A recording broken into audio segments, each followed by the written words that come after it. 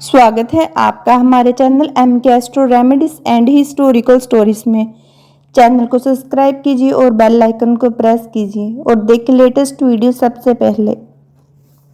Mysteries of Jagannath temple भारतीय राज्य उड़ीसा में हिंदुओं की प्राचीन और पवित्र 7 नगरियों में से एक पुरी में स्थित जगन्नाथ मंदिर को बहुत ही प्राचीन माना जाता है।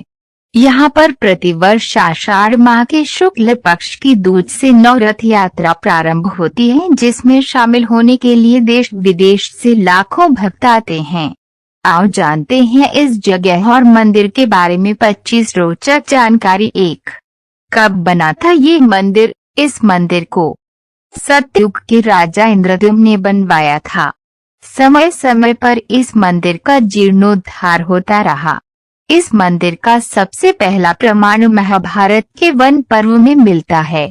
वर्तमान में जो मंदिर है वह 7वीं सदी में बनवाया था। हालांकि इस मंदिर का निर्माण ईसा पूर्व 2 में भी हुआ था।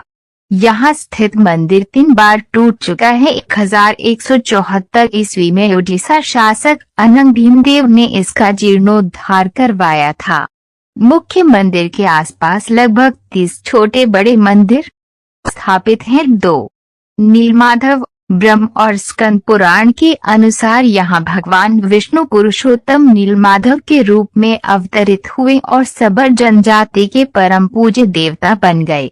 ज्येष्ठ पूर्णिमा से आषाढ़ पूर्णिमा तक सबर जाति के दैतापति जगन्नाथ जी की सारी रीतियां करते हैं। 3. श्री हरि विष्णु पूजे गए श्री राम के रूप में। पुरुषोत्तम हरि को यहाँ भगवान राम का रूप माना गया है। रामायण के उत्तराखंड के अनुसार भगवान राम ने रावण के भाई विभीषण को अपने इक्ष्वाकु वंश के कुल देवता भगवान जगन्नाथ की आराधना करने को कहा। आज भी पुरी के श्री मंदिर में विभीषण वंदना की परंपरा कायम है। 4.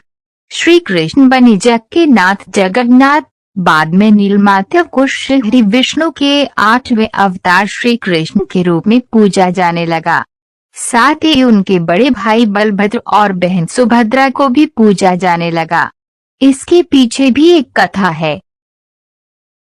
5. सभी दिशाओं से रक्षा होती है इस क्षेत्र की। स्कंद पुराण के अनुसार पुरी एक दक्षिणवर्ती शंख की तरह है और ये 5 कोस यानी 16 किलोमीटर क्षेत्र में फैला है।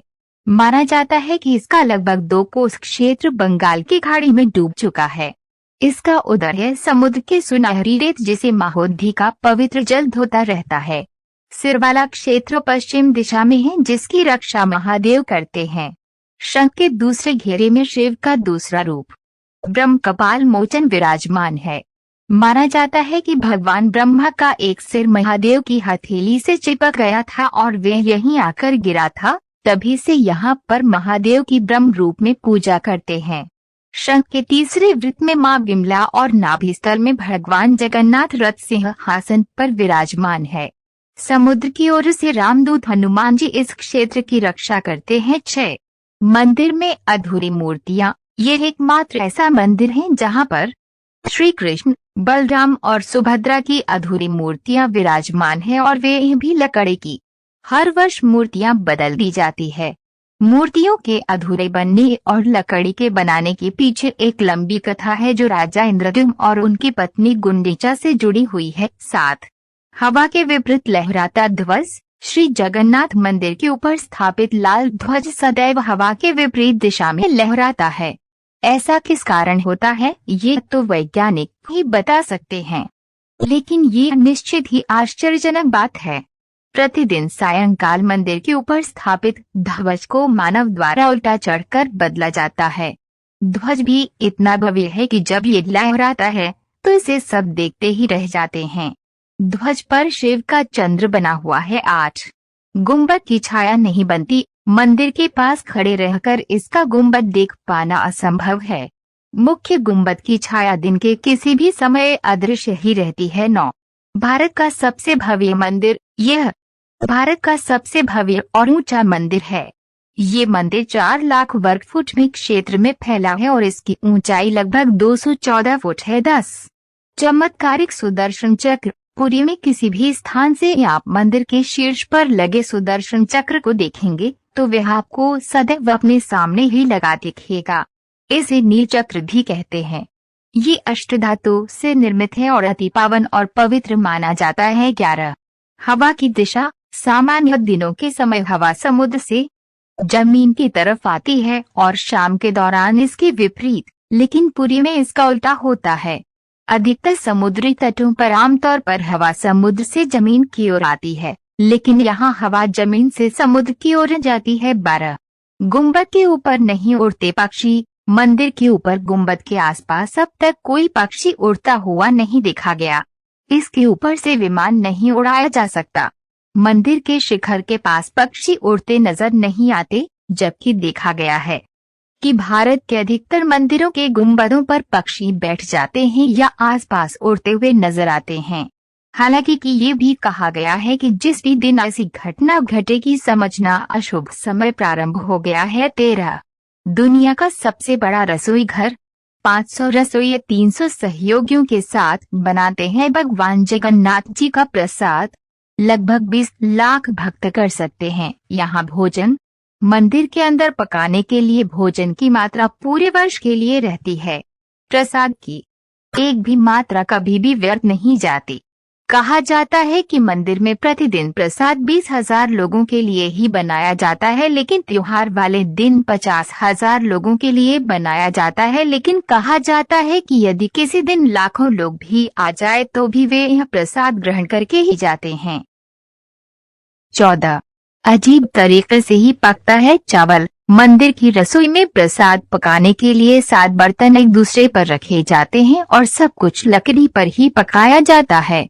इस प्रक्रिया में शीर्ष बर्तन में सामग्री पहले पकती है, फिर क्रमश नीचे की तरफ एक के बाद एक पकती जाती है, अर्थात सबसे ऊपर रखे बर्तन का खाना पहले पक जाता है न चमत्कार। 15 समुद्र की ध्वनि। मंदिर के सिंह द्वार में पहला कदम प्रवेश करने पर ही मंदिर के अंदर से आप सागर द्वारा निर्मित किसी भी ध्वनि को नहीं सुन सकते।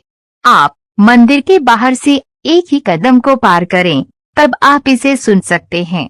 इसे शाम को स्पष्ट रूप से अनुभव किया जा सकता है। 16 बाहर की दुर्गंध भी नहीं आती भीतर। इसी तरह मंदिर के बाहर स्वर्ग द्वार है, जहां पर मोक्ष प्राप्ति के लिए शव जलाए जाते हैं, लेकिन जब आप मंदिर से बाहर निकलेंगे तभी आपको लाशों के जलने की गंध महसूस होगी। 17 रूप बदलती मूर्ति। यहाँ श्री कृष्ण को जगन्नाथ कहते हैं। जगन्नाथ के साथ उनके भाई बलभद्र, बलराम और बहन सुभद्रा विराजमान हैं। तीनों की ये मूर्तियां काष्ठ की बनी हुई हैं। यहाँ प्रत्येक 12 साल में एक बार होता है प्रतिमा का नवंबर कलेवर। मूर्तियां नई जरूर बनाई जाती हैं, लेकिन आकार और रूप वही रहता है। कहा जाता है कि उन मूर्तियों की पूजा नहीं होती, केवल दर्शनार्थ रखी गई है। 18 विश्व की सबसे बड़ी रथ यात्रा। आषाढ़ माह में भगवान रथ पर सवार होकर अपनी मौसी रानी गुंडिचा के घर जाते हैं। ये रथ यात्रा 5 किलोमीटर में फैले पुरुषोत्तम क्षेत्र में ही होती है। रानी गुंडिचा भगवान जगन्नाथ के परम भक्त राजा इंद्रद्युम्न की पत्नी थी, इसलिए रानी को भगवान जगन्नाथ की मौसी कहा जाता है। अपनी मौसी के घर भगवान 8 दिन रहते हैं। आषाढ़ शुक्ल दशमी को वापसी की यात्रा होती है। भगवान जगन्नाथ का रथ नंदीघोष है, देवी सुभद्रा का रथ दर्पदलन है और भाई बलभद्र का रक्ष तलध्वज है। पुरी के गजपति महाराज सोने की झाड़ू बुहारते हैं, जिसे छेरा पैरन कहते हैं। जगन्नाथ रथ यात्रा 19 हनुमान जी करते हैं जगन्नाथ की समुद्र से रक्षा। माना जाता है कि 3 बार समुद्र ने जगन्नाथ जी के मंदिर को तोड़ दिया था। कहते हैं कि महाप्रभु जगन्नाथ ने वीर मारुति हनुमान जी को यहाँ समुद्र को नियंत्रित करने हेतु नियुक्त किया था, परंतु जब तब हनुमान भी जगन्नाथ, बलभद्र एवं सुभद्रा के दर्शनों का लोभ संवरण नहीं कर पाते थे। वे प्रभु के दर्शन के लिए नगर में प्रवेश कर जाते थे। ऐसे में समुद्र भी उनके पीछे नगर में प्रवेश कर जाता था। केसरी नंदन हनुमान जी की इस आदत से परेशान होकर जगन्नाथ महाप्रभु ने हनुमान जी को यहाँ स्वर्ण बेड़ी से आबद्ध कर दिया। यहाँ जगन्नाथपुरी में ही सागर तट पर बेदी हनुमान का प्राचीन एवं प्रसिद्ध मंदिर है। भक्त लोग बेड़ी में जकड़े हनुमान जी के दर्शन करने के लिए आते हैं। 20 हनुमान जी ने समुद्र की आवाज को भीतर जाने से रोक दिया। एक बार नारद जी ने हनुमान जी को बताया कि समुद्र की आवाज के कारण प्रभु मंदिर के भीतर सुन नहीं पाते हैं। तब हनुमान जी ने क्रोधित होकर समुद्र को वहां से दूर हटने को कहा।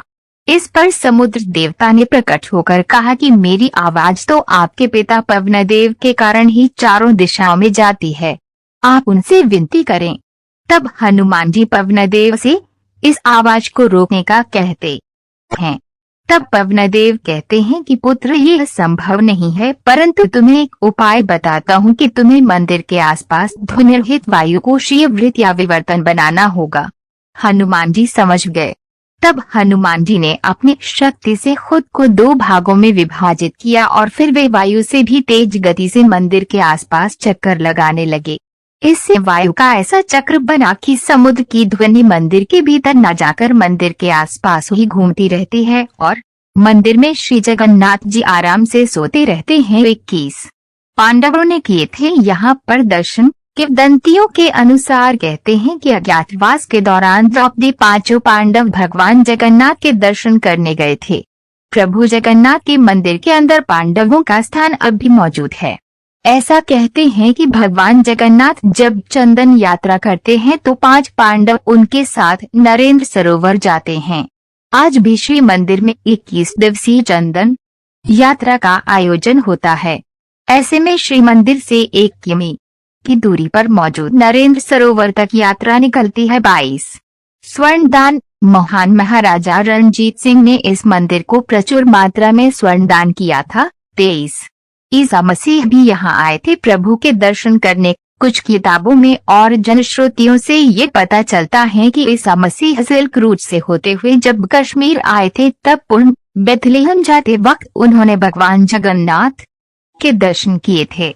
आदि शंकराचार्य ने भी यहाँ की यात्रा की थी और भगवान जगन्नाथ और उनके रथ से जुड़े रहस्य। भगवान जगन्नाथ के रथ में एक भी तेल का प्रयोग नहीं होता।